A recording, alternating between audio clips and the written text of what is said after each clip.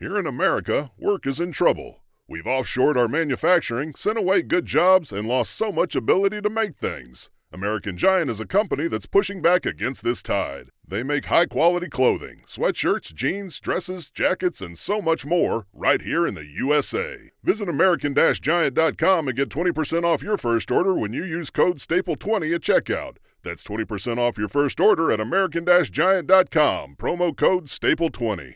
This country was built on a distinctly American work ethic, but today, work is in trouble.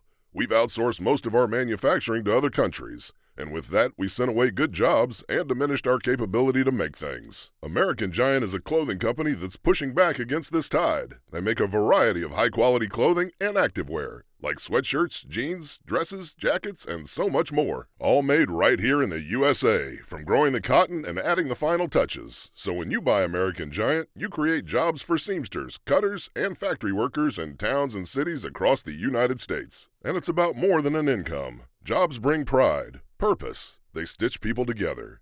If all that sounds good to you, visit American-Giant.com and get 20% off your first order when you use code STAPLE20 at checkout. That's 20% off your first order at American-Giant.com with promo code STAPLE20. We do. Now, 1 second. Okay, tonight we have Chris Long for the Ohio Christian Alliance will be joining us. Steve Krause from Sandusky talking about the Venezuelan gangs that are infiltrating Sandusky, Ohio. We got to look into that. We have Allison Nikolai joining us with voter integrity, and we'll get some of the latest information from her. We got to make sure that the Ohio election is, boom, the gold standard, like we've been saying. And I also want to remind everybody that coming up on Tuesday, we are going to have the best Ohio news coverage of the election, because we're going to go and look at 16 state rep house races here in Ohio that are going to be close and could go either way, toss-up ones. There's 4 Ohio Senate races that are close and they could be toss-ups. We have 3 congressional districts that could go either way. The Republicans might be able to take some of those seats, which would increase the U.S. Congress. So that we would be looking at. Also, the U.S. Senate with Bernie Moreno going up against Sherrod Brown. We'll be covering that. Issue 1, which we got to make sure issue 1 dies. Okay, issue 1 has to be defeated. That's got to be the end of it. Issue 1 has got to bite the dust. So that is on Tuesday. We'll be covering all that stuff. It's just,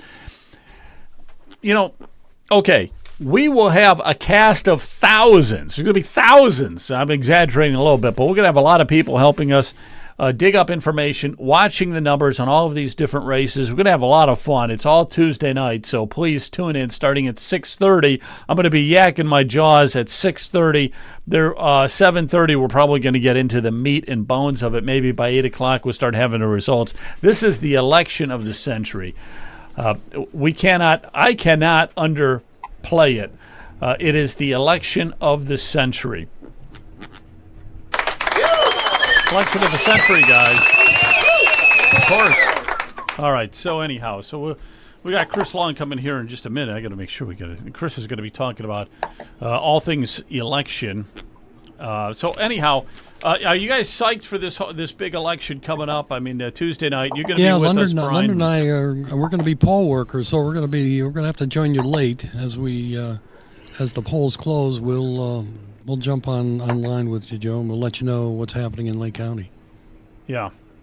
I'll be handing out slate cards in Highland Heights from open till about 11 o'clock, and then getting my butt back to work after that. And after that, we'll see what happens. I got to be honest with you, I'm scared to death. So you're going to be doing? You said slate cards until 11. Yeah, and then you're gonna get. I gotta get to work, and then and then I'll be coming home after that. No, I got you. Yeah, it's going to be nerve-wracking, fingernail biting, the whole works. I think we're going to start around. I'm going to start at 6:30 on Tuesday with some election night coverage, and then we're just going to keep going. And we've, whoever can. We got a lot of people calling in and stuff like that. But we're also some of these districts. We are going to be looking at Ohio Senate districts, 4 of them that are toss-ups. So we'll be covering that. And then we've got 3 congressional races that are toss-ups, and District 9 and 13 and District 1. Those are all toss-ups. So we'll be looking at that. We'll be looking at issue 1, which has to fail. It's boy, we got a lot on tap for that. So that's Tuesday night. So we want to, but that issue 1. So Charlie, you know about issue 1 and all that kind of stuff. I mean, Yep. that's got to fail.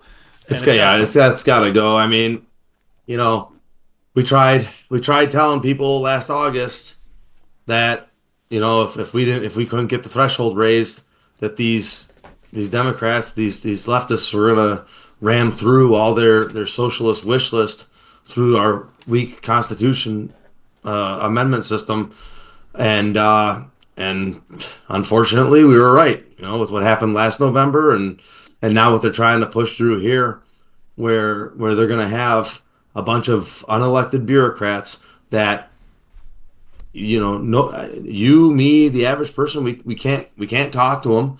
They don't have to listen to us if they don't want to. They can do whatever they want. They can decide how much they want to pay themselves. They got an unlimited budget, and they're gonna attempt to draw 50% lines across the state of Ohio. You know what's gonna happen?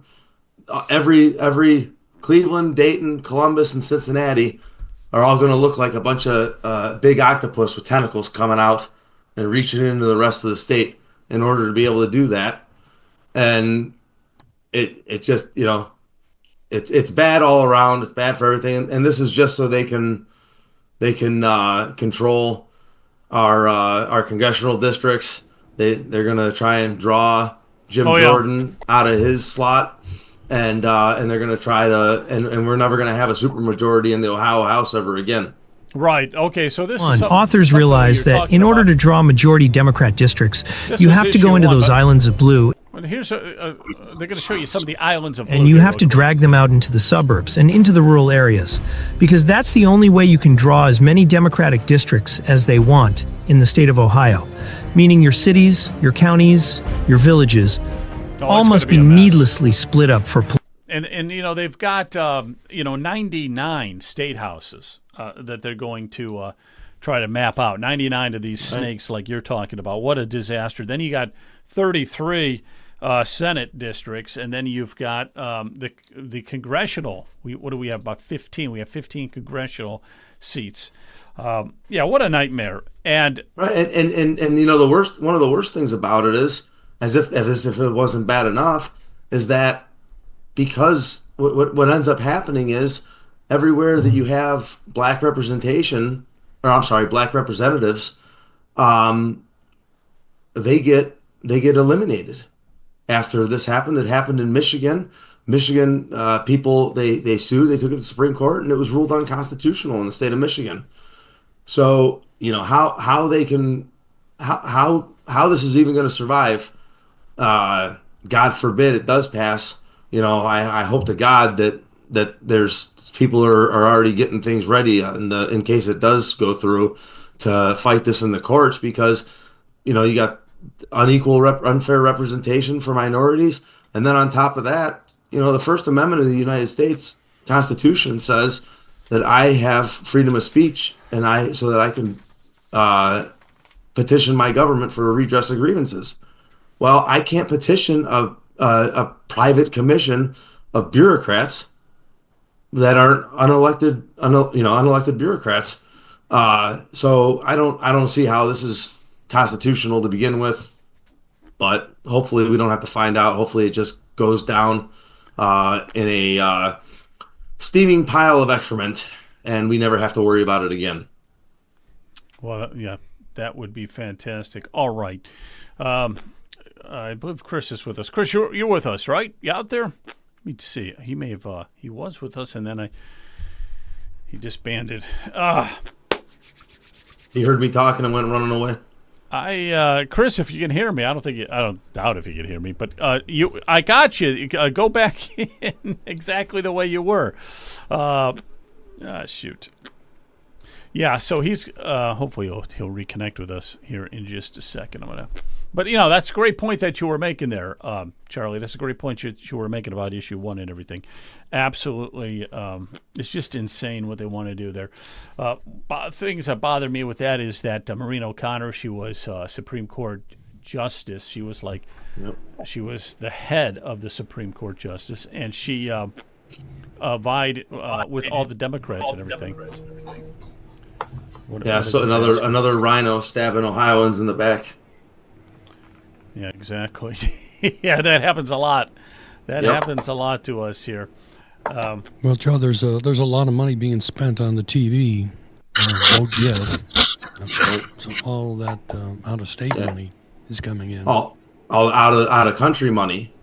I think some Swiss billionaire pumping a bunch of money into that. Yeah, absolutely. And that's why she's pushing this so hard, because she's gonna be the big cheese on it, which I don't understand how she could be if you're not allowed to be an elected official or anybody in your family or anything like that, or does that not count since she's not in the Supreme Court anymore? Well, she has said that she is not going to be one of the retired judges that draws the maps or anything like that, or picks the people to draw the maps. That's what we have her promise on that. But then that means she's probably gonna have a proxy.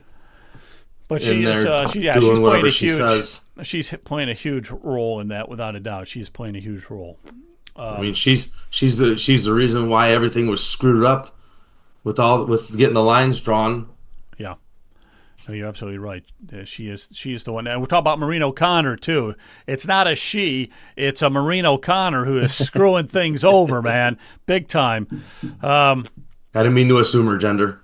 Well, that's not what I mean either. Although I don't know if she would take offense to you calling her a she. But what I'm getting at is, there he is. How you doing? I know we had some technical problems. Let me see if I can hear you, though. Say something. I can't hear you. Let me wait. It might be on my end. Hang on a second. I don't know if it is or not. Boy. Go ahead and talk, Chris. Sorry about this. I don't see it. If you're a maintenance supervisor for a commercial property, you've had to deal with everything from leaky faucets to flickering light bulbs. But nothing's worse than that ancient boiler that's lived in the building since the day it was built, 50 years ago. It's enough to make anyone lose their cool. That's where Grainger comes in. With industrial-grade products and dependable fast delivery, Grainger can help with any challenge, from worn-out components to everyday necessities. Call, click Grainger.com, or just stop by. Grainger, for the ones who get it done. If you're a facilities manager at a university, you know students rely on the cafeteria for breakfast, lunch, dinner, and the occasional late-night snack. So when a dishwasher breaks down and dirty plates pile up, the mess hall can turn messy in the blink of an eye. Enter Grainger. With over 1 million industrial-grade products and fast delivery, the product you need now is never far away. So you can turn that dishwasher back into a lean, clean washing machine. Call, click Grainger.com, or just stop by. Grainger, for the ones who get it done. Yeah, I think it's on your end. Anything different on your computer or anything like that? No. Well, we've got you. I don't know how good you are at sign language. Probably not. Probably couldn't talk real fast with the sign language, could you? No. What we need is that little guy that's always in the corner who doing the sign language and stuff while you're talking. But did you have trouble connecting on Zoom? You could go back and connect on Zoom if you like. Did you? And I can't hear you, though. That's the only issue. I cannot hear you. Nope, he just froze. He just froze. Maybe we'll try to come back. All right, doggone it. Yeah. So everything works great, and unless it doesn't work great, then it doesn't work great.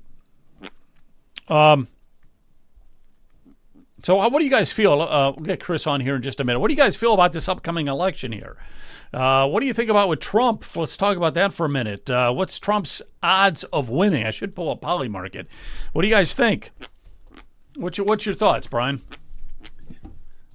Well, my thought is I don't think it's going to be a landslide, but he should win. But Leonard and I were just talking about that a couple hours ago, and we shouldn't really count the victories until that last ballot is counted, because for some reason the Trump derangement syndrome is real, and people would rather live in a socialist or communist country. They just don't get it, unfortunately. And I think the future under Trump would be a whole lot better. But even if Trump gets in, I'm very concerned about what the leftist or the communist or the socialist will do, to the nation. They will create chaos. They will not make it easy for Donald Trump to govern. They'll probably, from the very beginning, throw all sorts of roadblocks at him. Yeah. That's what I'm expecting. Yeah, without a doubt, he would do that. They will do that because, that's just... All right, I'm going to play this little thing on Trump here, and then we come back. I think I'm going to have Chris Long connected. Let's just... When I first came into office, I cut taxes more than any other president. We have created 7 million new jobs, and it led to a growth like we've never seen before. We developed the greatest economy in history by far. When I left office, it changed. Inflation destroyed the lives of so many people. Interest rates went from 2% to 10%. Millions of illegal immigrants, traffickers, and drugs coming into our country.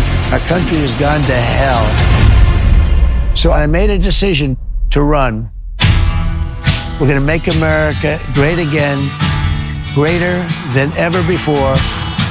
I will fight for you with every breath, and I will never let you down. I'm gonna fight like a G, they all gon' see, and if I die, I'm gonna die free. President Trump is literally putting his life on the line, and he's willing to risk it all because he loves this country. He is strong, he is fearless, and he is what this country needs right now. Our cities will be safe, our streets will be clean, and our border will be secure. We can't allow our country to be destroyed by politicians who will put their own power ahead of the interests of the American people, our freedom, and our future. The left told me to hate Trump. When you cut through the lies, you realize the truth. American families were better when Donald Trump was president. We were safer, wealthier, and stronger. So if you love this country, if you want to stand up and fight for the future of our nation, you must re-elect Donald J. Trump. Yeah, come on, guys. I'm Donald J. Trump, and I approve this message. All right, hallelujah. All right, Jonathan, how you doing tonight? I got you here. I'm trying to get Chris Long in. Good. And I had to clean my glasses. I was welling up. I mean, it was such a good commercial. You were crying. I could see the tears. I was just shedding tears. Oh, my gosh, tears of just now, joy. that guy took a bullet for us, man. He took a bullet right to the head. Right to the head. Well, I have a comment on that. So I have had the great fortune of crisscrossing this great nation of ours, and I've visited states all over, most of the U.S. states. I'm missing a few, but most of them I've spent some time in. And here's the thing. Americans are great. We are a great people, and we're awesome. And we're also flawed, all of us. We have flaws. We have warts and wrinkles, and we have shortcomings, all of us. And Trump, it draws the ire of the left, who want to present themselves as some sort of little candy-coated shell of nothingness, with their teleprompters and their scripted words and everything. Trump is a flawed man. And all of us who support Trump, we recognize that. And that's Americana. That's totally America. And that's what the left don't get. So they put these people like Barack Obama. And I'll say again, people hate me for saying this, but he's a great orator. I said that wrong. Barack Obama is a great public speaker. I think that's why he was selected for the role that he was in. And that's fine, I guess, but there was no real good American substance. In fact, I think Barack in particular is Marxist, communist, and anti-American, etc. Big But time. the thing is, when you look at Trump and how he speaks and how he presents himself, it's just from the cuff, and it's totally America. And I mean, you'll get more America than New York. He's a New York businessman, for heaven's sakes. So all these people are like, well, he said such and such, and my favorite propaganda channel intentionally misrepresented some soundbite from him or whatever. I'm like, look, he's speaking off the cuff like an American. Go listen to the whole thing, and I'll see you over here when you come back to reality. And it's still to this day, and I love it.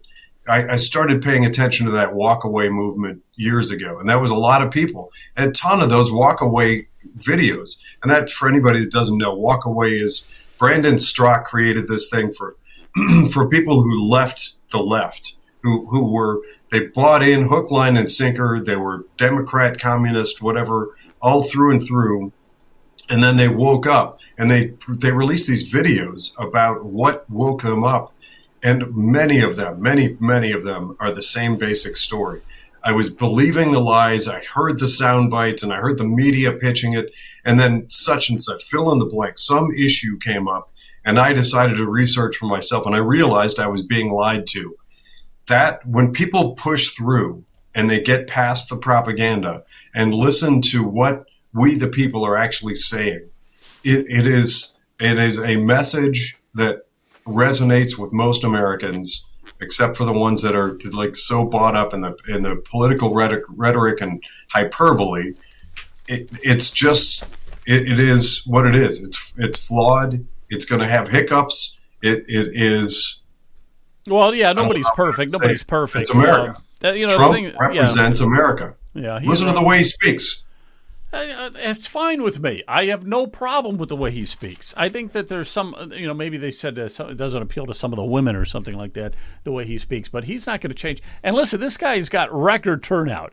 The way they're looking at those polls, and I should look at some of the polling that's going on in the betting market and stuff, but it looks like record numbers. As a matter of fact, even here in Ohio, we are having record numbers of people in Cuyahoga County voting. There was record numbers of record numbers. But let me bring in. There's a. But we don't know. We don't know if they're Republican or Democrat. Here it is. Watch this. We don't know if they're Republican or Democrat, but they are. They're bringing in. I think I just got rid of it. Sorry. No, but I have heard in several states that. Where they do keep track of who's returning ballots, that in many of them, Republicans are way ahead of the Democrats for a change. And if they're not, then the Republicans have turned in 2 or 3 times more, as many ballots. Maybe they're still behind the Democrats in the total, but they've turned in 2 or 3 times more ballots than they have in previous years. Oh, yeah, we're way up. We are so far up. It's just such a good sign. And like I said, I want to give a plug here for us, because we will be doing we're going to be doing our election night coverage on Tuesday. I'm going to start roughly 6:30 or so. Returns probably aren't going to come in about 7:45 or so. We got a lot to talk about on election night. And but we're going to be covering a lot of Ohio stuff. You're not going to find anywhere else. So right here on Rumble, check us out. Tuesday night, 6:30 it starts. We're going to be looking at state house races here in Ohio that are going to be competitive. We'll look at some of the state Senate races that are going to be competitive. There's 3 congressional districts that are very competitive.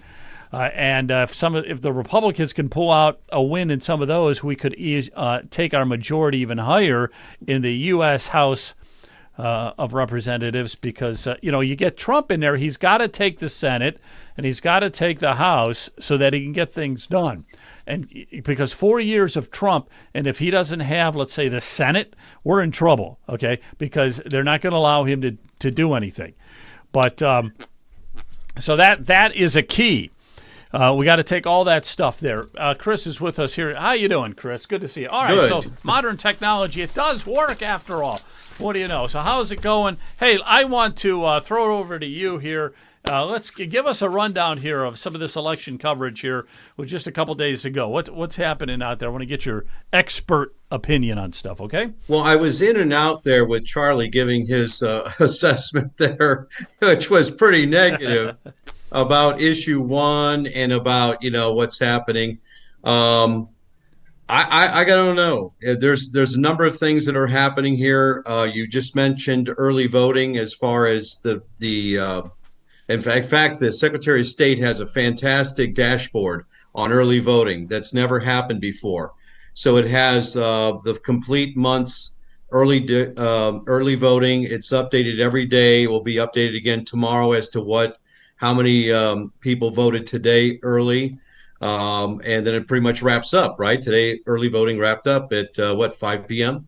So about 600,000 plus voted in the final week of early voting. But one of the things that we had a concern with is that last year during issues 1 and 2, that we thought that there was going to be a spike of young If you're a maintenance supervisor for a commercial property, you've had to deal with everything from leaky faucets to flickering light bulbs. But nothing's worse than that ancient boiler that's lived in the building since the day it was built, 50 years ago. It's enough to make anyone lose their cool.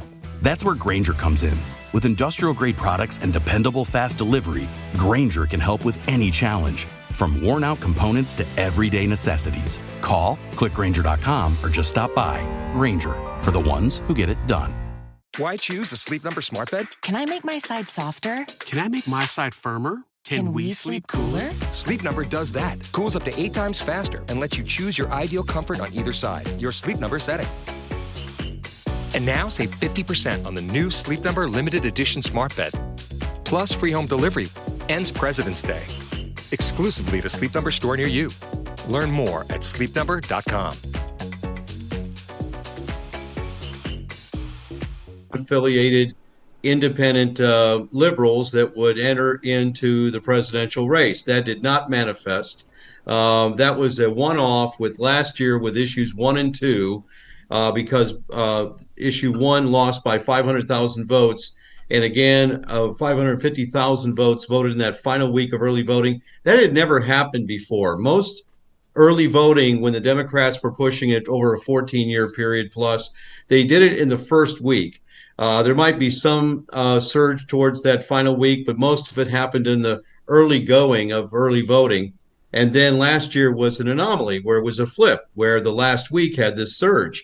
So we started monitoring that, and we thought, how might that play out in the presidential election? Well, it's a whole new election. It's a whole new gamut of numbers and things that are processing. Okay, so I started to become more comfortable and relieved with what we saw as far as the demographics, the Republican, Democrat, independents that were weighing in on early voting.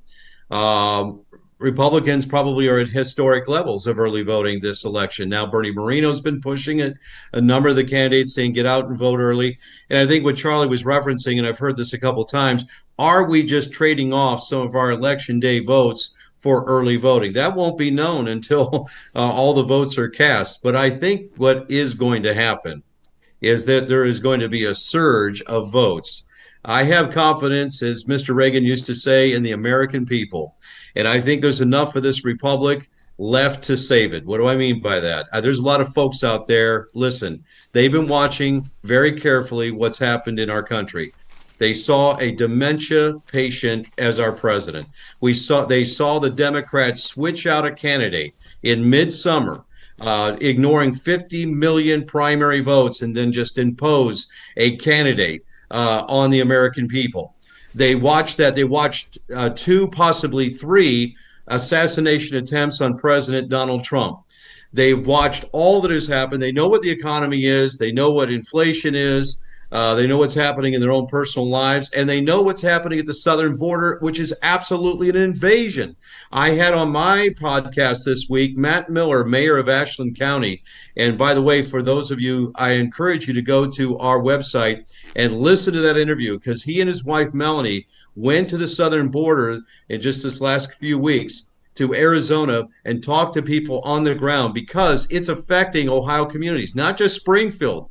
But Ashland, Ohio also has its own problem with immigrants that are coming into the city. And Matt said, yeah, maybe there's only 100 Hondurans there right now working farms, working under the table. They are illegals. He talks about how he talked to the NGOs. He talked to, which is other words, faith charitable organizations that were hosting these people and supporting them. But basically, he said when he pushed it, he said, well, they're here and they've been registered. He said, no. And as he pushed it, they're absolutely illegal. And it's through the Biden administration. And that's how they're here. He says, how do I know that Ashland may not become the next Springfield? Because these people are already talking about bringing their cousins, brothers, nephews, and all these people with them and bring them up to Ashland. They like the area, so this is illegal immigration as we know it. Now, we know all about what James O'Keefe discovered there on the southern border. And of course, 300,000 unaccompanied children. And they are here in the country, and the government doesn't know where they are. This is the hugest crime in our history in recent times. These children are being trafficked into the sex trade and human trafficking. Lord knows what. And yet the American people, they do know these things, Joe. They know them, Charlie, because that's why I believe that they're going to come out in a fury and Well, they vote. better come out in a fury. I mean, there's no reason not to support Trump throughout all this. There's no reason at all. And issue one, so we're not sure about issue one in Ohio. We don't have any kind of polling to tell us what direction that's going to go, right? You haven't seen any polling, have you, Chris, on issue one? Oh, you have? Wait a minute. Let me get you over here. Go ahead. Yeah. So let me tell you something that did happen with issue one now that the campaign is pretty much over, right? It's all about the voting now, right? By the way, I voted early. I've only done that twice in my life. I did it in the old method when I was going to be out of town on business, and you had to go in and you had to make application for it, and you have to state your reason. This is before we have our current early voting process, right? But this time I did go and vote early last week, and I went at the right time. I only waited in line 15 minutes. That was before the surge, I guess, because I just talked to people tonight that waited in line for an hour and a half in Cauga County. Right. But all that to say, issue one, this did not work out for them. They are not happy with the way things have gone down. So some of those of you who follow us on Facebook, you know the Ohio Christian Alliance, we posted up a week ago Monday. My wife and I were coming back from Columbus. We were there for a meeting on literacy. And we came back up and we saw issue one signs illegally posted on the Highway 71. I mean, right there at the beginning of a highway ramp, very dangerously posted. These are the yard signs, but dozens and dozens of them. And then they had banners over the highway bridge, totally illegal. So I started making some calls. We saw that on Saturday. I was livid. I started texting people on Sunday, and on Monday, I started making my calls. I called John Husted, the lieutenant governor, and we had a conversation. I said, John, this shouldn't be happening. ODOT needs to go down there and take out them signs. Do you know that by Tuesday, they were all gone? Is that right? Took them down. In fact, he got a complaint from a Republican chairman. He says, what are you doing taking down our signs? It's like, he said, John wanted to tell me that. I said, what moron really is having his people post political signs on highway? It's illegal. So that was just one little area, I guess. Well, it's only illegal, Chris, if somebody like yourself calls in and tells them to take it down and stuff like that. Well, a lot of people won't do anything like that. They just won't. They won't handle that. But I'm looking at your website here for a minute. Let me pull it up here if I can. Just one second. Okay, here we go.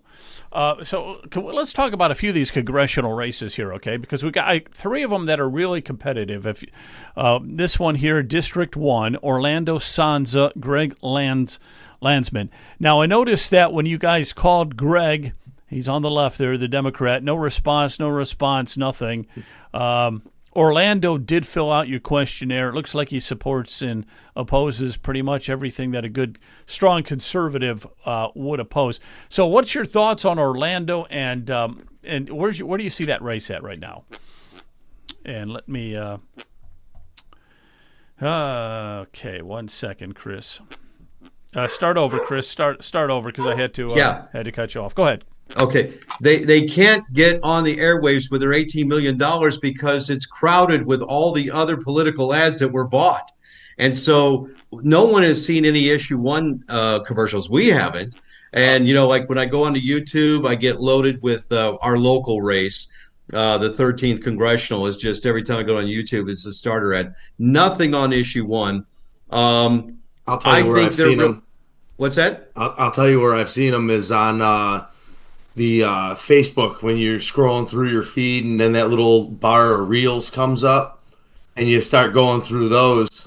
I call it doom scrolling, but every once in a while an ad will pop up, or a video with Maureen O'Connor, that video of her. And just for the heck of it, I'll go through the comments. And I one of the things that's been a little reassuring has been the comments, I think, have been about 10-1 negative, against issue 1.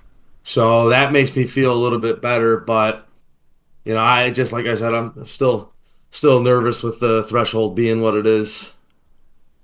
Yeah, that threshold. Yeah, that threshold should be at 60%. I think we all agree with that. That is a disgrace. So when the new state house gets in there, we've got to make some changes. It looks like Huffman will probably be Speaker of the House. You'd agree with that, right? Right. It certainly is not going to be Stevens, for gosh sakes. That would be impossible I think Matt for him has to be. the vote. Yeah. But anyways, so we're feeling pretty good actually about issue 1. I'll tell you why, that it's going to be defeated, because the ballot language is not what they wanted. It's definitely explained to people that this will be gerrymandering. The messaging that Republicans and really, quite honestly, congratulations to you, Joe, and the people that have been on this channel. You were the first grassroots people to really, months and months ago, to herald the problem with issue 1. And it really kind of got the ball rolling.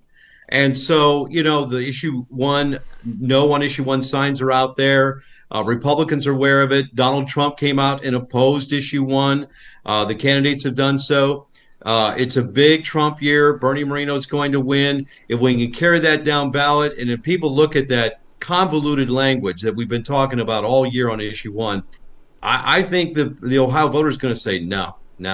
So, anyways, that's my assessment on. Well, let me issue just 1. say, let me do one assessment there of your critique there of the grassroots, which I think is so important, and it's something that is on our to-do list now. Going after the election, we want to just start covering more and more Ohio, and then working with a lot of grassroots groups like yourself. We are tied in. Marcel Stribich with voter integrity, Allison Nikolai with voter integrity. She's going to be on later tonight.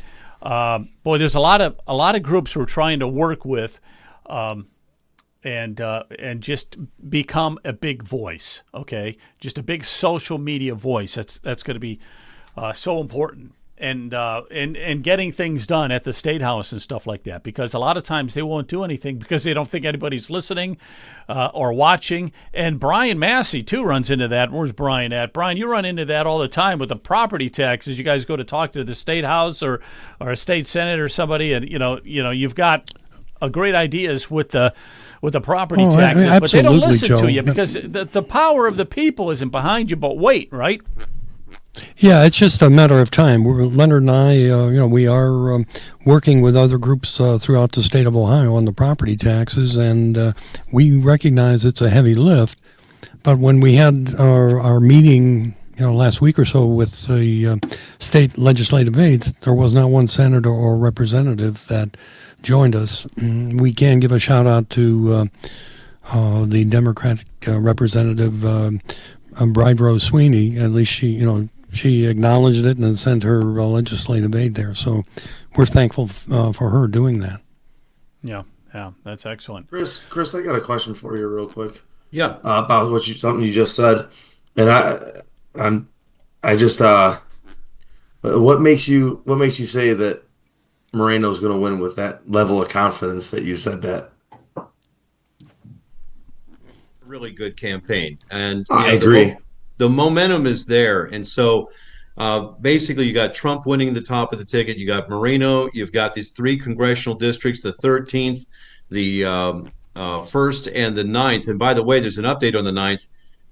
It was The Hill last week just reported that that's a toss-up race, and so that's okay. huge. Now that's Derek Marin and Marcy Kaptur. Right. And that's a toss-up at the moment. That would be fantastic. Yeah. Oh, my God. I never Marcy thought I'd Kaptur. see that lady out. Yeah. Well, see, here's the thing. He was, of the 3, he was the farthest back in polling 2 months ago. Yeah. So he's really made some ground there. Orlando really has a chance. Now, he didn't have the money that the others have, but he really had a strong grassroots game himself.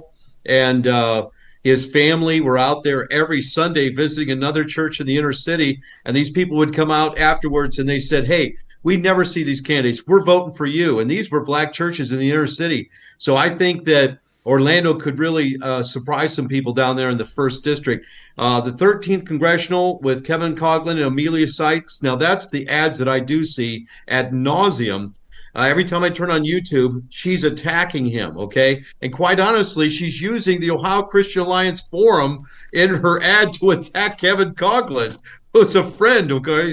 And he was with us last weekend at the Canton Baptist Temple. Pastor gave him a shout-out and said, come on down and talk to Kevin, which was great because he attended service with us. But all that to say, these candidates have really done a stellar job of campaigning strong. So it's up to the conservative Ohioans to get out and just vote in force. And so I think that they're showing that by, people didn't want to wait, including me. It's like, I'm not waiting. If early voting's there, it's the law. I'm going to vote now. And of course I went in person. I didn't want to put it in the mail. I'm not for that. And I didn't even want to put it in the envelope. I wanted to go ahead and register right and watch it register, and then we're good to go. So all that to say, I think we're in for a really tremendous night. I think President Trump is going to win by over 300 electoral college votes. I think it is going to be very close to, a landslide's kind of difficult in the current status of things, like Mr. Reagan had back in the day with New York and California. And the only state that he didn't win in that second run was with Minnesota, right? But I still think it's going to be a big night for Mr. Trump and the Republicans all across the country. I think the American people are going to repudiate what they have seen, the dogma, the liberalism, the wokeism. It's affected people in their personal lives. And let's not forget what happened during COVID and shutting us down and our businesses down and basically threatening people who didn't take the vaccine. All of that's going to come into play, and people are just egging to get out there and to vote. Okay, let me ask you a couple questions on some of these races here. Okay, so we've got those 3 congressional races. You think they're all tie, very, very close, right? Those are probably all toss-ups. And you think that Bernie Moreno has the advantage now over Sherrod Brown. That is great. What about? I hope so. What about the? Nobody ever talks about the judges, the Supreme Court judges. Is that just going to fall in line? If Trump wins, they're probably going to take it. So nobody really knows who the judges are, right? You're just going to vote along party lines with that. Well, probably. No, actually, what's happened is that the party affiliation for the state Supreme Court races has really helped the Republicans. And so people in the past would call our office and say, hey, I don't know anything about these judges. They didn't fill out your survey, and can you tell me anything? Well, we couldn't tell them much. But now they can at least see in the voter guide that who the 3 Republicans are and who the 3 Democrats are. And again, so I think it's going to be a very strong showing for the 3 Republicans who are running for the state Supreme Court. And if all 3 win, we retain the court. But to Charlie's point, if issue 1 passes and we lose the state Supreme Court, Katie, bar the door. It's going to be trouble going ahead. There's no doubt about that. Yeah, that would be an absolute disaster. But I think if we lose issue 1, it might be a disaster anyhow, because I was talking to somebody, they say you can't litigate against it. The way it's written up, they got 30 pages of explaining what issue 1 is, and you can't you can't litigate against it.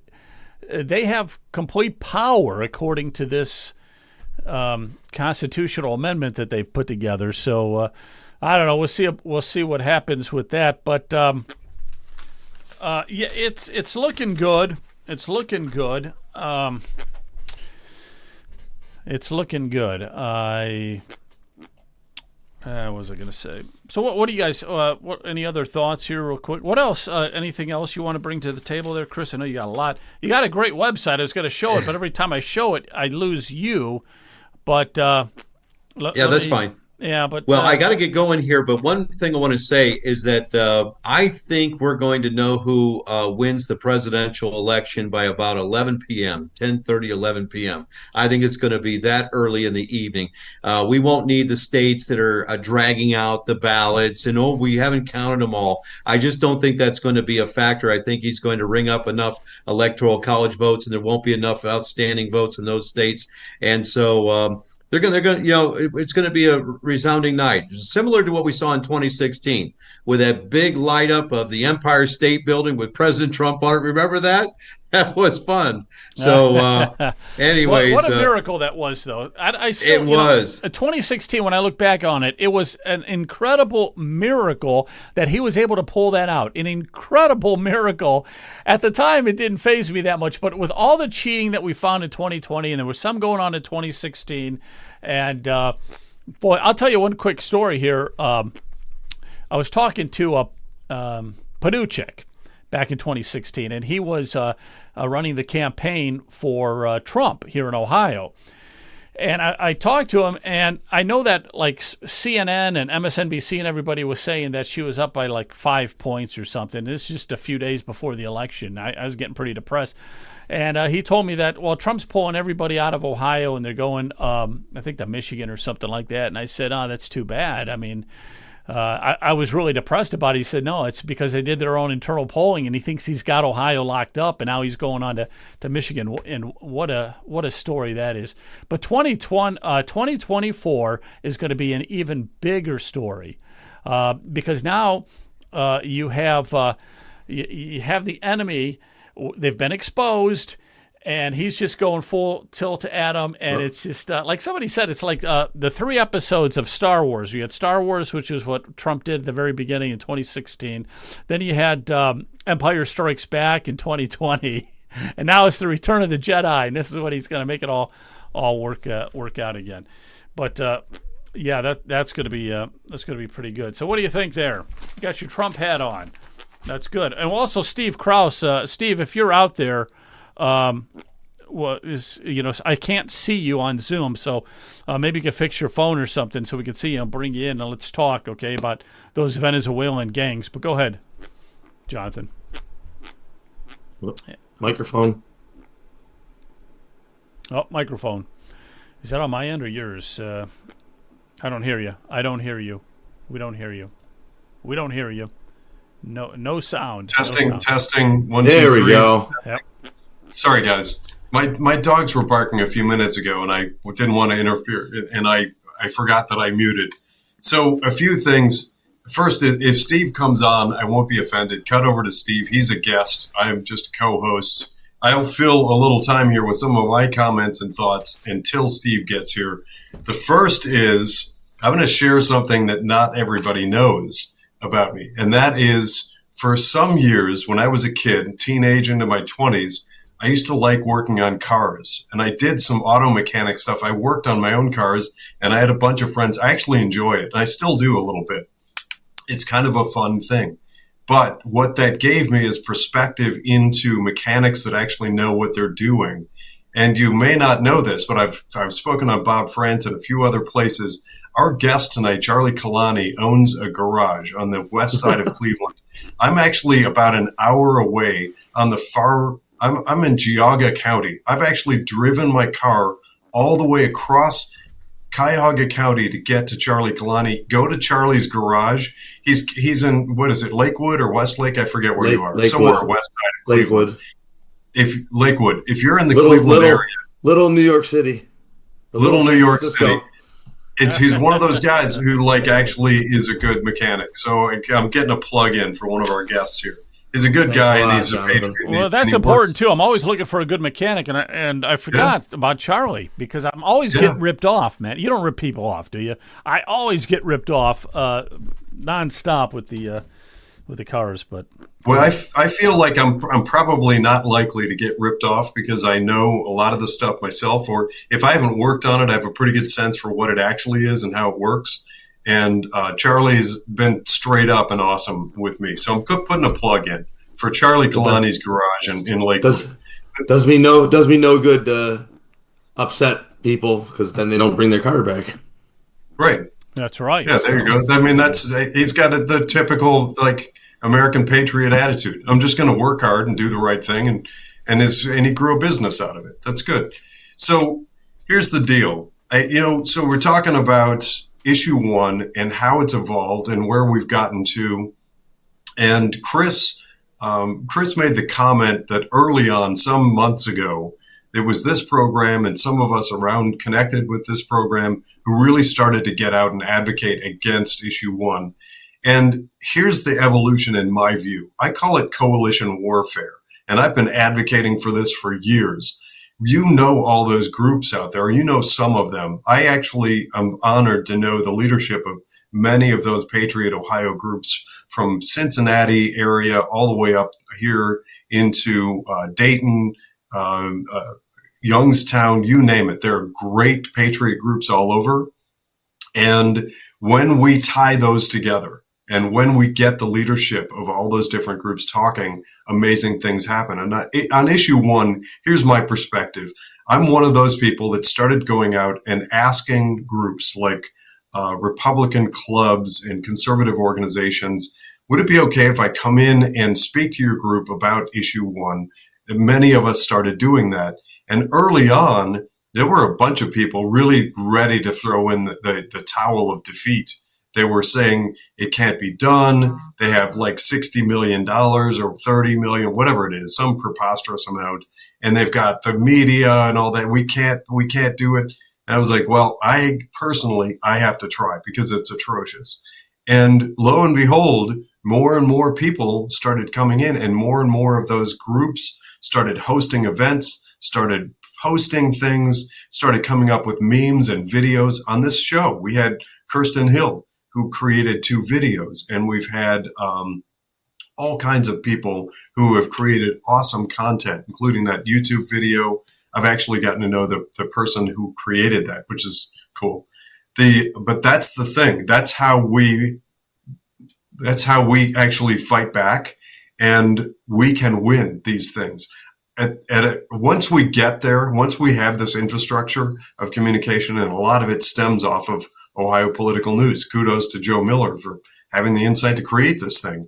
But when we get all those groups talking, eventually, I don't care what kind of money comes in from out of state or what kind of media, we, the people, we're learning quickly, and we've learned to adapt and the tactics of the left. They use media and social media and print publications and these goofy little ads and all that stuff, and they pump in nonsense.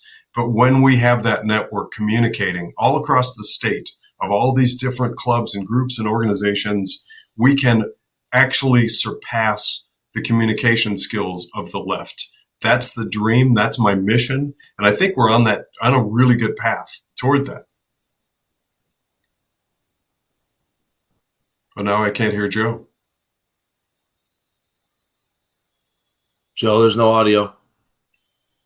Oh, now we can't hear Joe. Did I mute Joe by unmuting myself? Oh, there we go. Okay. There we go. I forgot to pay my electric bill, but I told them it's in the mail, and they said, okay, well, we'll let you finish your podcast. All right. So anyhow, that is the main thing with the social media. Next year, I want to work with, groups like yours, Jonathan, and Brian's, and Chris Long's, and, boom, boom, boom, and just make one really strong platform. that moving forward. All right.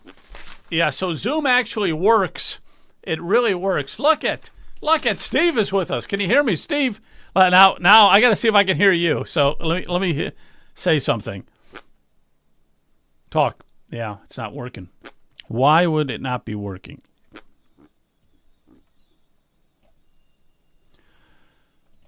Talk.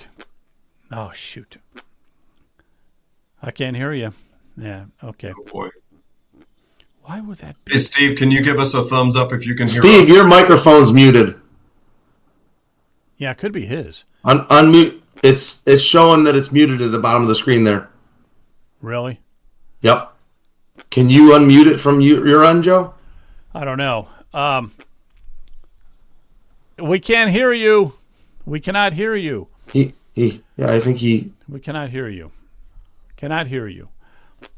Nope.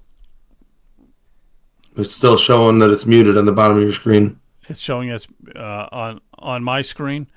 No, on the. Okay, there he goes. There, now we lost video though. Yeah, he maybe. Yes, we got Steve, you. are you there? There we go. Steve. No, you've never sounded better. You have never sounded better. Be nice. I don't know. Steve. If we can't do both, let's just go with the audio because it's really useless just to look at you. We've got to hear you. But so he's going to be talking about those Venezuelan gangs that have infiltrated Sandusky, believe it or not. Venezuelan gangs infiltrating Sandusky, Ohio. Have you ever heard of anything more frightening and ridiculous?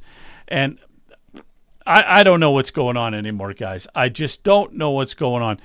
That jeopardizes Cedar Point. Yeah, well, yeah, Cedar Point, right. But there is gangs. We know about the Haitians out there in Springfield, 30,000 of them. Laughlin, Ohio. Laughlin, Ohio now has an influx of Maritans, I think they're called. They're from Africa. And they had 3,000 people in this small village, Laughlin, Ohio, which is, I think, near Cincinnati. And now they've got over 6,000.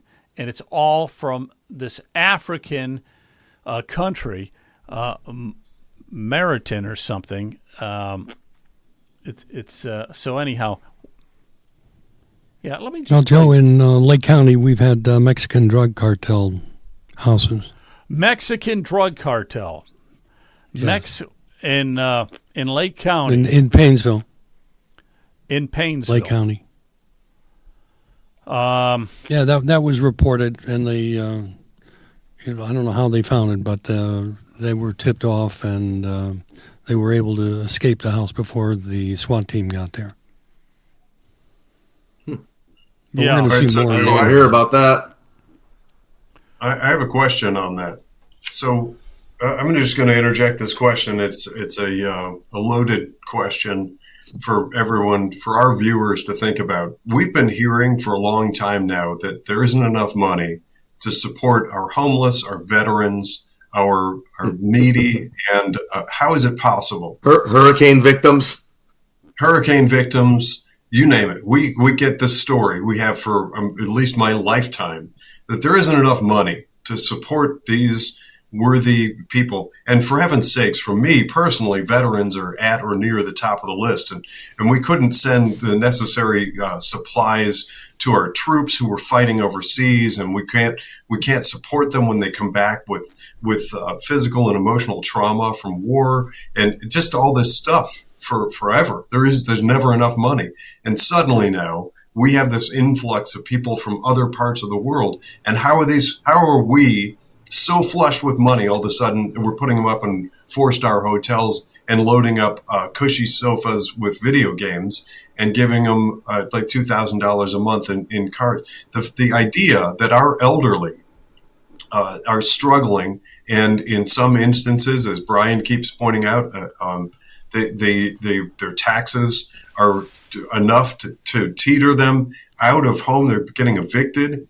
We can't take care of our own elderly citizens and our veterans, and we can't properly and adequately take care of our first responders, but we have all this money to just lavish this ridiculous temporary lifestyle on these people who are illegally immigrating here. How is this even feasible? How is it even in the realm of possible discussion? And this whole notion, we keep going back to this thing of like, well, we need workforce, we need cheap labor and everything. Well, first of all, the very party that has been browbeating society for decades now about slavery is importing and creating slavery. That's what this is. Why don't we just we'll call this exactly what it is? This is slave labor for people who are wealthy. These wealthy corporations, they love to bring these people in. But still, when you have 20,000 people, it's not like there are 20,000 new slave labor pool in, why am I suddenly drawing a blank on the name? In central Ohio. There aren't 20,000 jobs there. What those are, it's a combination. Thank you, Springfield. 20,000 imported voters, and maybe some small percentage of them are being there's government money that's sort of siphoned off, and people benefit from renting the homes to them, and some small percentage are basically slave labor. Nobody should want that. We don't want that for them. We don't want that for us. It undermines our labor market and our pool. And this, getting back to my basic concept, there's no sane argument for spending that kind of money after decades of telling the American people there isn't enough money to take care of important Americans like our veterans. You got it, man. That's right. Steve. All right, this is the moment of truth. Do we have you on audio? No, his microphone's still off. You had it on and then you kicked it off again. Is Steve kicking it off, or am I kicking it off? There it is. There it is. Whatever you just did, don't touch it. Steve. Can you hear me? Yes, sir. Yeah. Okay, I'm here. Yes, sir. I am here. So, you'd like to know? All right. So we got to talk. Yeah. Let me. Hang on a minute now. We got to talk about these Venezuelan gangs that are in Sandusky. And you don't have to worry too much about the video. If you could just talk through the phone or whatever, that would be good enough. So let me play this and then come out and tell us what's happening, because this Venezuelan gang stuff was happening in Colorado as well. Our nation is being invaded by massive illegal gangs from other countries, and it's happening all across American suburbs.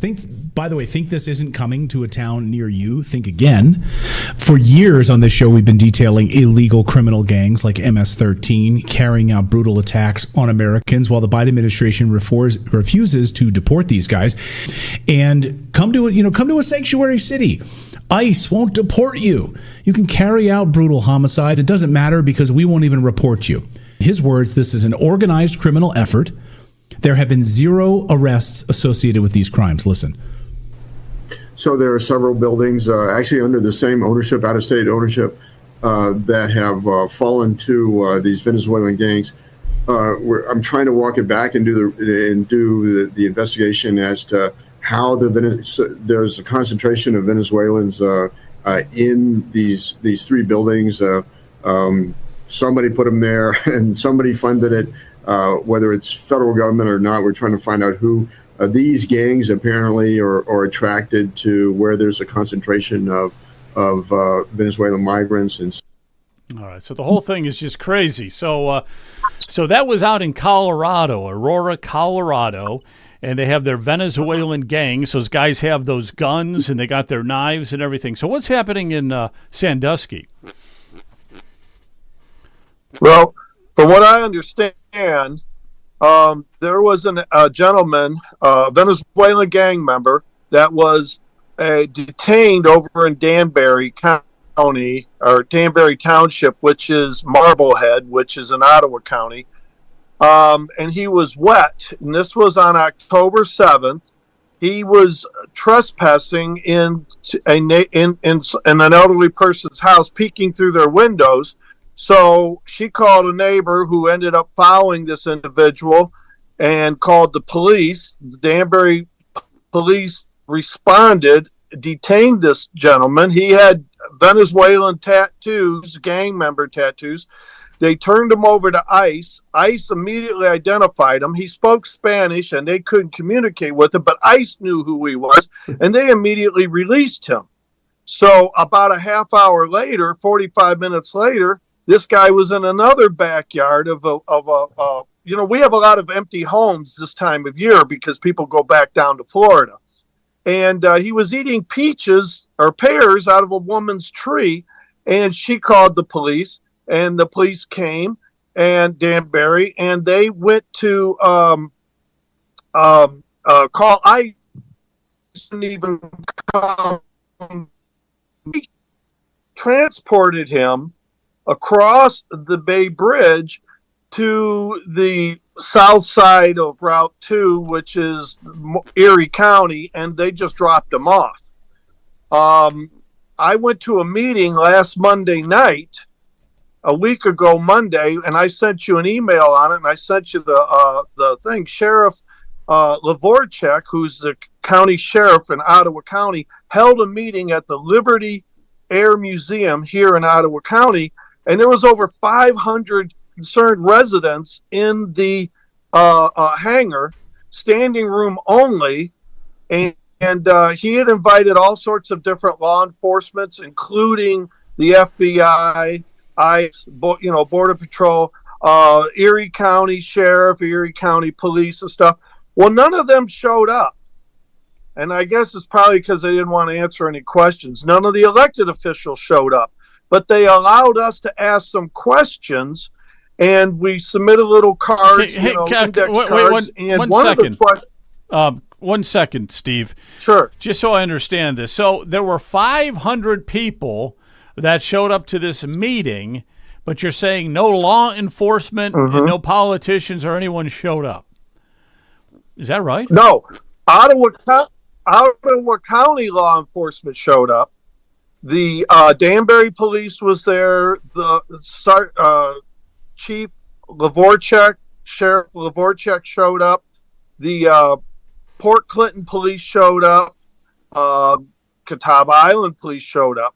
But nobody from Erie County, nobody from the FBI, no elected officials, except for Marcy Kaptur. She sent a flunky, a representative. But nobody else showed up. I think Sheriff Lavorchek was very upset about that, and it was in his mannerisms, in his communication with us. But yeah, there was over 500 people, and we were there for answers, and they really They were there for answers because of was it just one guy? Was it just one guy, or was it a whole gang, or what was it? I mean, if it was just one guy, they're getting paranoid. But where there's one, there's going to be more of these Venezuelan gang members, I'm sure. Yeah, but Joe, he was wet. Now, if you drive into this community here and you look out of place, it's easy to identify. This guy was wet, and the only way he could have been wet is if he came from the water side, which if they boated him over across the bay, then this was a reconnaissance mission. This was nothing more than them seeing how the Danbury police, how the local police would respond. He wasn't violent. He wasn't breaking into anything. But why in the world, after ICE released him, did he go back into another yard within a half hour and get arrested again? I mean, I'm prior military. I'm a veteran, U.S. veteran, spent 11 years active duty Air Force. I think this was a reconnaissance mission, pure and simple. And these guys, one of the questions that was asked in the hangar was that it was reported to us that there's 28 of these gang members living in Sandusky. He has a Sandusky address, this guy that was picked up. And nobody wanted to answer that question or could answer that question, how many are in Sandusky. But one of the representatives that did show up from DeWine's office, and he works with the Border Patrol, he works with the State Highway Patrol. He's been down to the border twice. I'm sorry, I do not have this gentleman's name, but he said that he went through 2 different, and they're not even holding cells anymore. They're just processing centers down there, and they have like 65 people in a cage, and they separate them, male, female, and then children. And as they were walking through, the Border Patrol were very adamant about how bad the situation was. And this is what he was telling us. He said, look, just go talk to those, pick out 10 of the Venezuelan guys in this cell. Just pick out any of them and we'll bring them over and we'll ask them. And to a T, every one of them, where are you going? We're going to Cleveland. Now, why are they going to Cleveland? Because it's a sanctuary city. Because it's a Democrat stronghold. Somebody's paying for them to come here. Somebody's sending them here. And just like in Aurora, Colorado, they sent them to Denver. They're fanning out into Aurora. They're taking over those apartment complexes and stuff. This is organized crime being shipped in lock, stock, and barrel. No, I got you. So there's something similar to this going on in Laughlin, Ohio, and that's only a village of 3,000. But these Martian people from Africa have come in, at least 3,000 of them. So now there's 6,000 people in that city, and here, listen, watch this. It's not a political thing in my book. This is something along the same lines, okay? I know this isn't Venezuela. This isn't the Haitians. This is a different country in Africa that is just swamping this Ohio city. And the name of the city is Laughlin, Ohio. Here's the mayor. It's just a fact that a situation that wasn't caused with this village has been dropped on us. So they're coming from this area of Africa, okay? That's the type of lifestyle they're used to. And overnight, they're in Ohio, and they don't know how to adjust to it. So now we're left to deal with it. Laughlin's population in just over a year. According to our media partners at the Inquirer, the village population rose from about 3,500 in 2023 to over 6,000 today. Our fire and paramedic services have been stressed. According to Laughlin Fire Department, they've seen a jump in calls to the apartments where many of these immigrants are now living in crowded conditions. Mason tells our partners at the Inquirer that this has caused working non-immigrant families to move out of Laughlin, creating up to a $200,000 shortfall in earnings from income tax revenue this year. There are 10 or more people living in, 1-bedroom or studio apartments. Okay, so that's just another example. We have all these towns, as we hear about it. We hear about, more and more of this influx of all these illegal immigrants coming to all these towns in Ohio. That's why I wanted to play that. But and it just happens to be a coincidence that they're all primarily red areas. Yep. You know what I mean?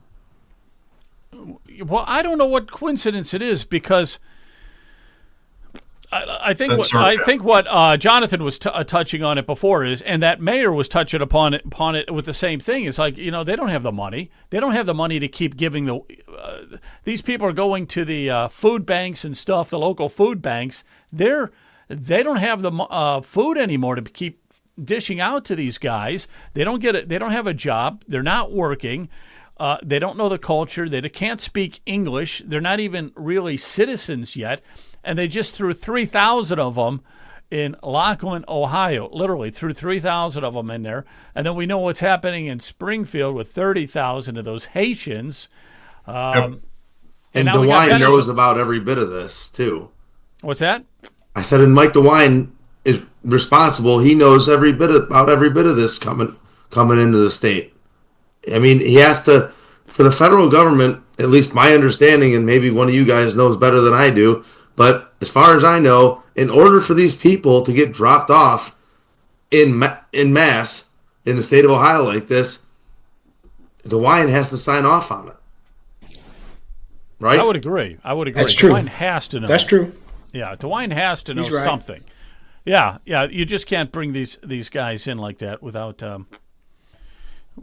anything else. Go ahead, Jonathan. All right, so I don't actually have a comment on whether or not DeWine signs off on them, but I do believe that DeWine was probably involved directly or indirectly with the whole Springfield thing. I mean, he's got these ties to Haiti through the Clinton Foundation and building schools and stuff down there. It's still, we've got Jack Windsor and some other people who are looking into those dynamics.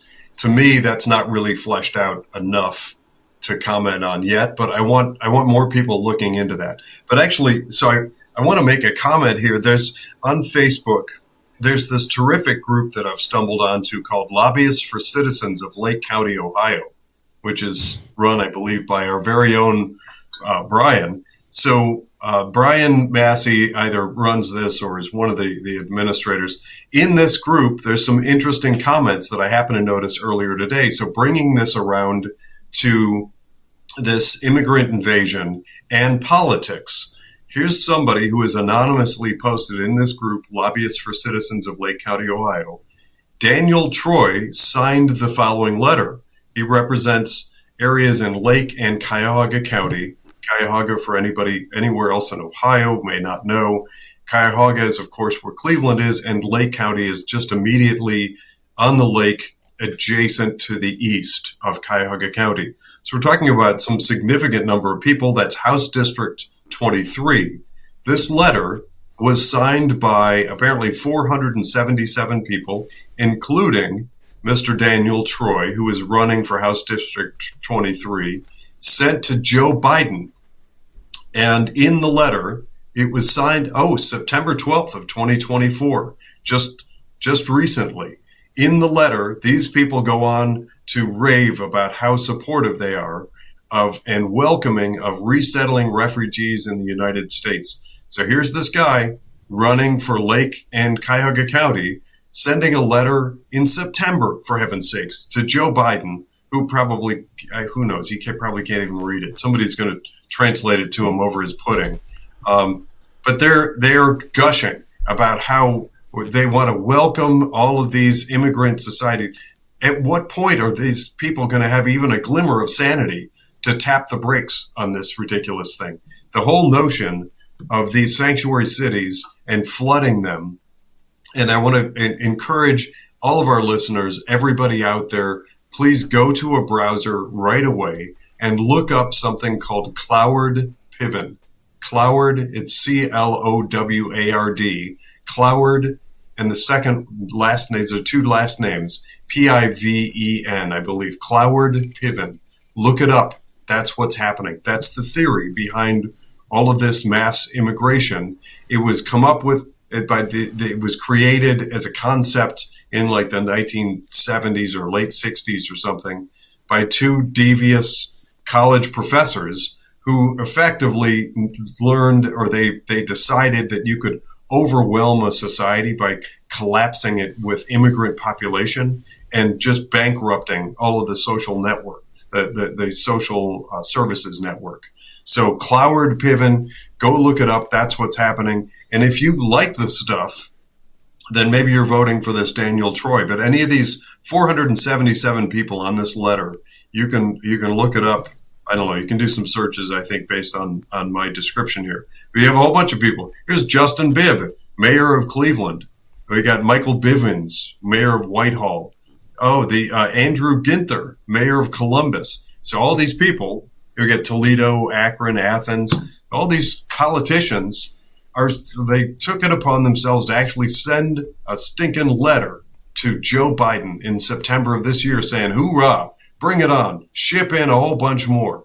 If you like that stuff, these are the people for you. If you're sane and think that America should continue to exist, vote these people out of office. Look up the list. It's 477 people. I'm certainly not going to read the whole list, but you can look up this letter and then set your sights on replacing those people with Americans that don't hate America. Well, the problem, one of the problems trying to get rid of like Justin Bibb or somebody like that. I mean, he's kind of got his. He's the Cleveland mayor, and I don't see. That's Joe, I do have a comment on the problem that I see it. All right, go ahead. And the problem is the state revenue. Over 50% of the state revenue is coming from the federal government.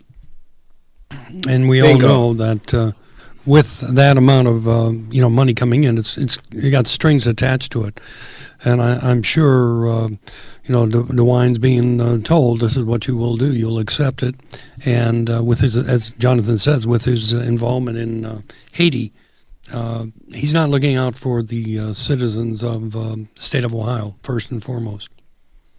Right. No, And what are the? Wait, let me get Steve in here for a minute. Steve, are you still with us? Yes, I am. Okay, good. Because we have a little bit of video lag sometimes. I want to make sure. So, all right. So finish up then with the Sandusky stuff. I mean, is there what's the next steps, and what are you guys gonna? What's your plans, or what are you guys gonna do out there, or any other thoughts on it? Well, that's a great question, and that was brought up at the meeting several times. Their hands are all tied. They were basically beating their chest, saying, "Well, there's nothing we can do. The feds are telling us it's their job to secure the border, ICE, and ICE is releasing them." But he did say that he's a constitutionalist. The sheriff did, and we do have a Second Amendment. And we could create our own watch group. He said, but you know what that's going to lead to? Well, that's going to lead to self-defense. Somebody's going to either kill somebody or somebody's going to get killed. And I just didn't buy it. I mean, if you have an oath to the Constitution and you're the sheriff, and your best is to say my hands is tied because I'm afraid of losing my job, well, your best ain't good enough. You should be working with the local prosecutor's office, and you got to figure out a way to detain these guys. I mean, if an illegal immigrant comes into your backyard and trespasses and is peeking in your windows, and you can't put him in jail, keep him off the street, you got to give him to ICE, and they release him. But the same guy comes back and breaks in and murders somebody, so then you do hold them. Well, then what are we talking about here? It's the degree of the law? I think the local prosecutor and the sheriff should come up with something so that you don't put the guy right back on the street 30 minutes later. And if that's your oath is to the Constitution, not to Ohio Revised Code, then do your job. And hey, I got a question for you, Steve. What is the logic with ICE? What's the logic with ICE just releasing them? I don't think people understand that, and I don't either. So why is it that ICE just releases them? That's because listen, everybody's scared of losing their job. They're being told to release them. That's the federal law, so that's what they're doing. They knew who this guy was. They knew right away, immediately. He said within a minute, the Danbury police captain who was there, Captain Meisler, said they knew within a minute running this guy who he was exactly, and they had to release him. It makes no sense, though. It makes absolutely no sense to any of us. That's what their boss in the White House told them to do. Yeah, but what's the sense involved? Okay, the White House said you have to do that, but this makes no sense. I don't understand. Why do you even capture the guy if you're just going to let him go? Why do you even waste the resources? Well, the second time, it was the local police. It was the Danbury police who apprehended him. The second time, ICE wouldn't even come back out. I don't understand. ICE got to get some ice in their veins. All right. All the more reason we need to elect Trump. Yeah, I got to get Trump. Yeah. Hey, real quick, Steve, what's your thoughts on the election, man? Is Trump going to do it? Trump? Well, I think Trump's going to win and win by a landslide, but I also don't think that the deep state, the fourth branch of government, they're going to allow him to take office.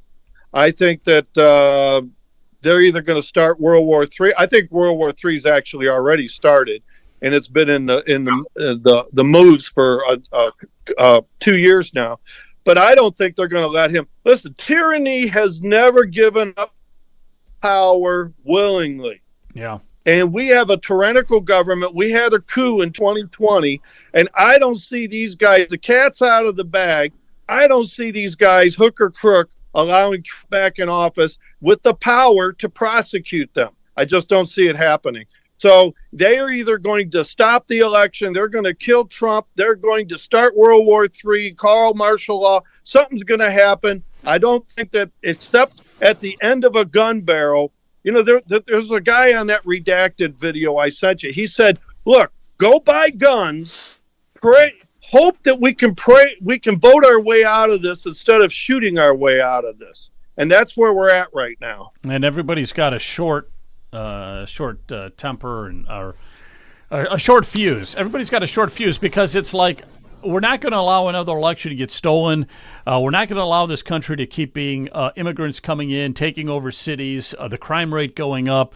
Inflation, we're being pushed and pushed and pushed. So we're going to have to start pushing back. All right. Well, Steve, thanks a lot, man. I appreciate you coming on, okay? And I got to move on. And you can stay on if you like, but we have Allison Nikolai joining us with Voter Integrity. And let me go to Allison. And I apologize, Allison, because are you with us? No apologies. Okay, I hear you. How's everyone doing tonight? Very good. Very good. Okay, there you are. All right. I apologize if it's a little glitchy. It's just been the whole night has been a little glitchy, but that's okay. Appreciate you coming on. So, I know we talked earlier, and you're going to have to refresh my memory on what specific item you wanted to cover tonight with the voter integrity, okay? Can you just do that real quick? It'll come to mind once you say it. Oh, absolutely. It's T-2 and counting down to the election. And we have been working diligently on cleaning voter rolls.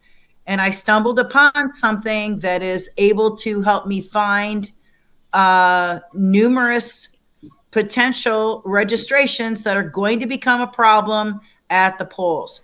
Secretary of State Frank LaRose was sued by the ACLU I'd say somewhere around October 10th, 11th, something like that, regarding his use of or requiring a naturalization certificate.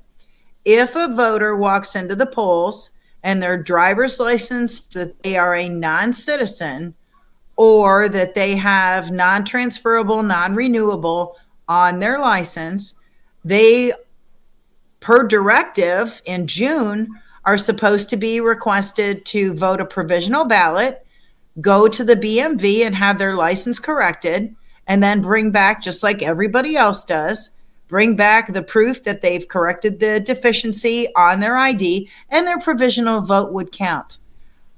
Somehow, somewhere after early voting started, we have a county that decided we're going to go ahead and train poll workers on accepting. Yeah, which county? The county that started it was Licking. Okay. And this is after Montgomery County. We had a writ of mandamus filed against Montgomery County because the poll workers weren't being trained on identification of non-citizen IDs at all.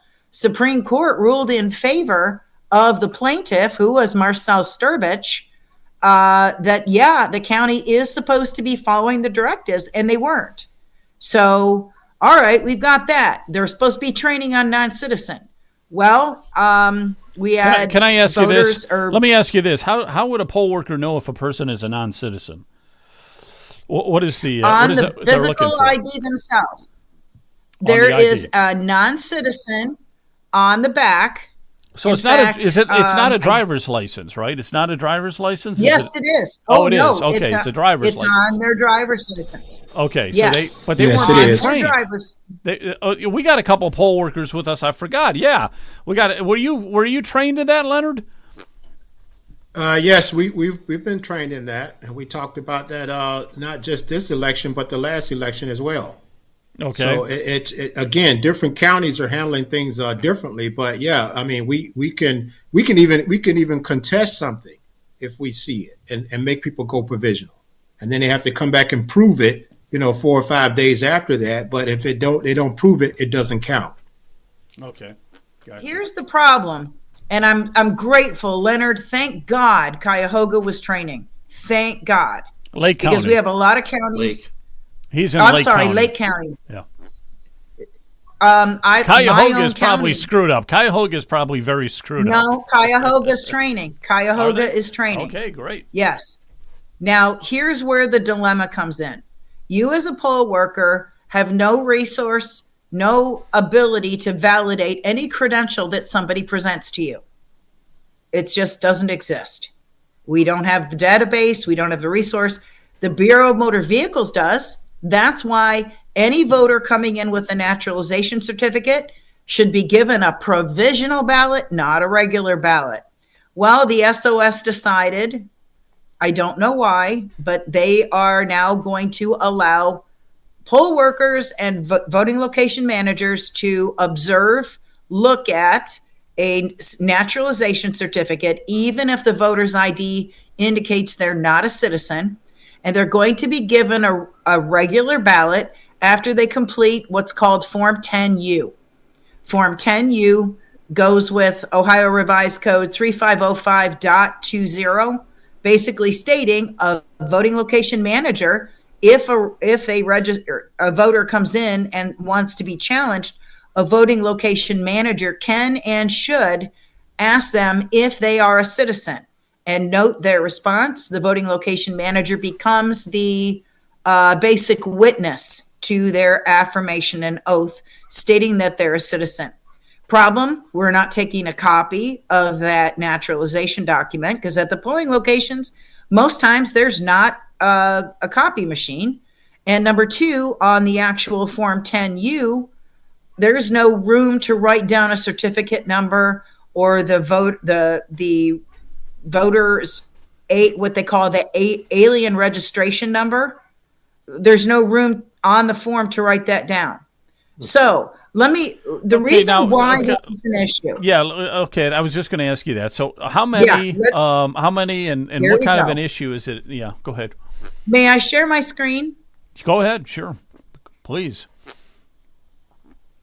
I hope it works. We've been having a lot of trouble. Well, we're going to find out. Yep. Give it a shot. I asked it to share. Yeah. And I don't know if it's you or me. Ah, here we go. Yeah, baby. We're coming. All right. I'm going to pull something up here. And this is Licking County. Again, we're talking, I'm going to stay to Licking County because they're kind of the ones that started this, that changed the rules of the game and the rules of the directive partway through. Notice all these names in yellow. We don't see it. We don't see it. We don't see it. There we go. There we go. Great. Thank you. This is the county level voter registration roster. Okay. This one, I believe I pulled the date of September 17th. So it's not that old. It's still pretty new. If you notice under this right here, it says voter status. You've got confirmation status for BMV SSA non-match. That means none of these registrations that you see in yellow have ever been validated through the BMV or through Social Security. Do you see? Yeah. Okay. Question now. Is this a specific county or is this all of Ohio? No, this is just Licking County. Oh, just Licking County. Okay. Yes. And in my research early in, October 6th, I started this. I found something. We've got a situation where all of these funny names appear to have 1/1 dates of birth. Check that out. Huh. Wow. So I went ahead and added. So the date of birth says January 1st on all of them, huh? A different not year. most of them. That was a busy day in the maternity ward. Well, January 1st, huh? If you do the math,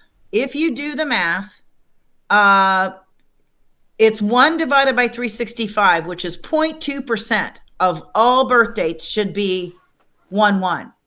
It just so turns out if you are a migrant, an illegal coming across the border, even if you're documented, you are given the date of birth of 1-1. Instead of 1 divided by 365, it becomes 1 divided by 8. Now let's just look at Licking County. This is just Licking County's 1-1 dates of birth that have registered to vote since 2020. There are 502 of them, but 449 of them, you can't pronounce their names, first, middle, or last.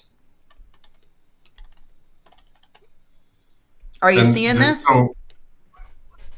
Those are all 1-1 birthdays, including. So go down to the bottom of the spreadsheet again. They're all 1-1. I sorted. These are people that I can pronounce their names.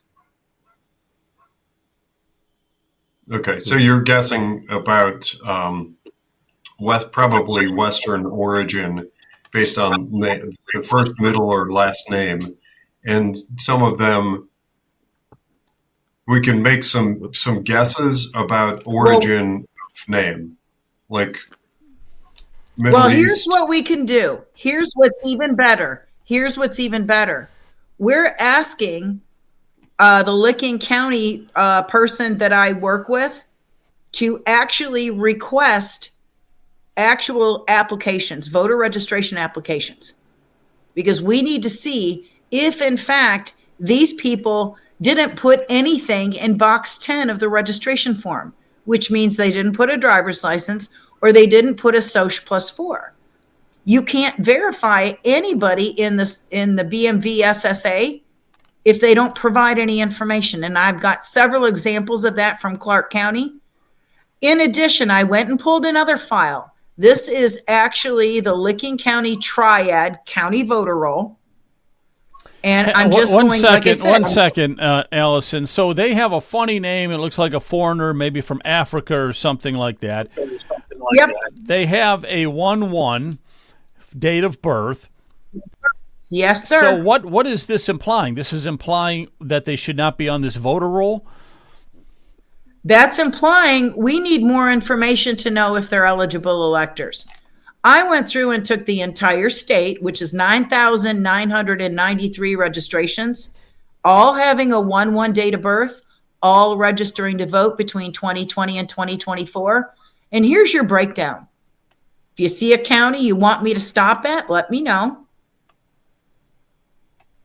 Just pick one. You've looked at it, so you pick. All right, let's go to Licking. Cuyahoga. You guys actually came out pretty good.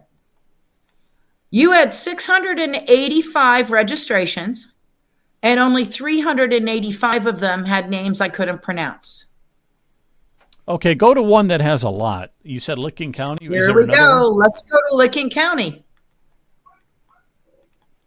And if you look at 0.2 of the voting population, that averages 200 registrations for every 100,000 voters. Here you've got 127,000 registered voters. So that should be, 250 registrations? You have 500. Yeah, that's very suspicious. Now, if you go up to Lake County, right here. Lake was you only have clean 30. as a whistle. You only have 39 of these. Correct. Either Lake County is doing a very good job with their voter registrations, or you do not have a huge migrant population. You don't have a huge migrant population there. I mean, all right. Wait a minute. Is this a migrant infestation? Are they coming into Licking County? And that's why there's so many? Here's the 12 counties you need to be aware of. Summit, Portage, Montgomery, Miami, Belmont, Butler, Cuyahoga, and Delaware. Basically, they exceed 30% of the total 1-1s 30% are suspicious. We need to do more investigation. Can these people with all this suspicious stuff, can they vote? Are they allowed to vote? Yes. And our friend is going to be able to tell us. And I'm sorry, the gentleman from Lake County, his name again? Leonard. Or Brian. You're asking, what are you asking? Brian. Could be Brian, too. What's the question? Yeah, Brian, what? Yeah, I wasn't sure of the question. Brian? The question is, if somebody comes in with a non-citizen voter or ID, can they vote? No. Yeah, they can't vote on the machine. Can they be given Go ahead. They could be given a provisional, and even with that provisional, they have 4 days. They have to come back in, and they have to be verified. And even prior to that, there's some cross-checking going on in Lake County between the BMV and the Board of Elections. And then what happens is that they'll actually send something out to confirm that they're actually legitimate. And if they don't get a response back, they're out. Yes, but unfortunately, when they go in and show up at the polls on the 2nd or on the 5th, they only have 4 days. They have till I think Saturday to present a corrected license, or their vote isn't going to be counted anyway. But that's where I believe you are not being trained on if somebody I'm telling you, the NGOs that are facilitating all of this wonderful migrant population are telling them to bring their naturalization certificate to the polls with them, even though they don't have a driver's license, even though they don't have the credential required to vote. They're being told to bring their naturalization or citizenship certificate. That is not what we want to see. You know what it sounds like? It sounds like Lake County has their act together. It sounds like Lake County, Leonard, Brian, you guys got your act together. And you only had 39 that had the 1-1 registration in Lake County. But maybe it's not the case in Licking. Maybe they're not being instructed, because you had 500 on that, and maybe they're not being instructed, and they're going to fly under the radar. You think that's what it is? No. Unfortunately, every county has every county is like a different culture with respect to how they are screening their voter registrations versus the counties that aren't.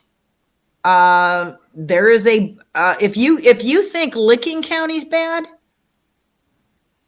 you don't want to be in Franklin County. Okay, Cuyahoga County, I showed you yours. You have the same population of registered voters as Franklin County, correct? You're yes. Like 890 and they're 900,000, okay?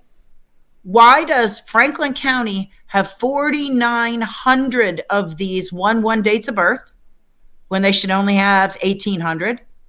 And why do 3,903 of those dates of 1-1 dates of birth have names I can't pronounce? Well, yeah. See, you are investigating this, and thank God there's people like you investigating this stuff and looking at it. This is the only way we're really going to clean up these voter rolls. And to say that we have the gold standard, there's still so much out there that we're uncovering. People like you are uncovering, and we have to keep investigating that stuff. And I think and Marcel Sturbridge. So we've got great people who are looking into the details, and that's what it takes. It takes we the people looking into the details of this thing. So the first thing I want to say is I want to draw a reference, a parallel to a show that I stumbled onto on streaming video. There's a show, I think it's spectacular, I love it, where they have video of former police officers who are pulled over and questioned by current police officers. And the amazing thing happens, these police officers are tremendously well informed on their rights and procedures of police officers. And it's awesome what happens, because these are the guys who calmly sit there and say, no, you're actually wrong, and my rights are this, and they assert themselves, and they can turn the tables on police officers who might step in and do something inappropriate or wrong, intentional or not. It's a great program. My point in bringing that up is the more that we, the people, become informed about these election systems and our rights and our obligations and the duties of the boards of election, the more that we know about the way that it's supposed to work, the more we are informed and we can assert ourselves calmly and reasonably. That's one thing I want to interject. The other is, it seems to me, as those requests for information are satisfied and we get the voter registration information back again, just taking a page from that Black Fork thing, I think it makes sense to look for commonalities, not just maybe the date that these voter registrations were submitted, but the handwriting, the signatures, because it in my book, it seems apparent that there are harvesting systems out there, probably NGOs, that are just going about trying to cram as many questionable, bad, or fictitious voters into Ohio's registration system as possible. So I hope that all of that could, well, first of all, keep up the good work. You're doing amazing stuff, and I love it. Thank you. But I hope that there's also collaboration with other groups and entities, and that you keep going. I guess that's my 2 cents. Excellent. And now, Yeah, Joe, if I can add something to that. Sure. Yeah, when Marcel first mentioned about this problem of the lack of education, I actually interviewed Dante Lewis, who is the director of the Lake County Board of Elections, and I recorded him, asked him the questions, and people can see it online on Lobbyists for Citizens, and that's where he also mentioned to me that an actual poll worker or voter location manager can question someone that comes into the into the precinct to vote, and if we don't think that they are a legal voter, we can challenge that, the individual poll worker and voter location manager. I didn't know that, but that was something that I did learn, from Dante Lewis. So they do an awfully good job in Lake County, and Leonard and I have been strong supporters of them. Actually, if anybody can take something away from what I'm presenting tonight, with, like I say, T-2 days and counting, if you are working the polls and you are put in a position where somebody presents an ID and they present a naturalization certificate, there's always 2 people that have to make this decision. There's usually a Republican and a Democrat, or 2 people, different parties, and it could be independent if you don't have enough of one party or the other. Just say no. Require them to vote provisional.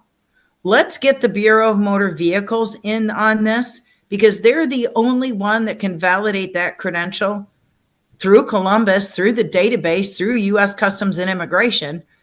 Board of Elections cannot. We're not taking a copy. And honestly, here's what's going to happen in March. If we don't require them to go to the Board of Elections and get their the Bureau of Motor Vehicles and get their license changed, in March, LaRosa is going to do another annual non-citizen audit, right? He does them every year. What's going to happen when that driver's license or that state-issued ID number comes back to a non-citizen, and they come back to the county and they see that they voted? You think waiving a Form 10U is going to absolve them when you didn't get a copy of the information? It's not going to. They're going to be equally on the hook. And what I don't understand is what the boards of elections are required to do with respect to collecting and disseminating the information that they get from these Form 10Us when they allow a non-citizen to vote without going to the BMV and having their status changed with the BMV. I see this as being a major issue come March and April. I All mean, right, we already Allison. have 6 indictments with AG Yost. I hate to see it be more, and I hate to see it be for unwitting, unsuspecting migrants who literally don't know. It's taken me 3 years to learn this much. You think they're going to learn it in 6 months? I doubt it. No, they're not. Okay. Hey, I want to thank you again for all the hard work you're doing. Really, really appreciate it. And, so I think you'll keep up on it after the election. You're one of those grassroots groups. We got to keep working together with Marcel Stribich, with everybody here. We're stronger together. So we will keep, focused on this election integrity long after November 5th. But thanks again. Really appreciate it. I think we're going to wrap it up here tonight. Somebody got a closing comment? I'll let Charlie give me a closing comment, man. What's some words was? Where do you feel? Nothing. I was. Allison rendered me speechless the entire time with the wealth of information that she had. I mean, it's a complicated. That was great. It's a complicated subject and all that, without a doubt. Hey, how you feeling about this election now? Coming up. Now, I want to let everybody know one thing before you give us your words, that Tuesday we are doing election night coverage starting at 6:30. So I think, Jonathan, you going to be out there on Tuesday? Brian, Leonard, we'll have some others. Matt Urbis. So we'll be covering it all right here at Rumble. Ohio Political News Tuesday night, and we're covering all these Ohio election state house races, state senate races with Bernie Moreno, with Issue 1, and the national stuff. So we're going to have a good time. All right. Go ahead, Charlie. Well, I mean, I know Trump's going to take Ohio. I'm cautiously optimistic about how it's going to go, for the presidency. And I hope to God Chris Long was right, and that we retire Marcy Kaptur, we retire Sherrod Brown, Issue 1 goes down in flames, and we can get this country back on the right track again. But to say that I'm not scared to death of things not going our way would be a big fat lie. I know we're all scared to death. All right, guys. Well, that'll do it for tonight. Thanks again to everybody. God bless you all. Thanks a lot, everybody. All right, bro. Have a good night.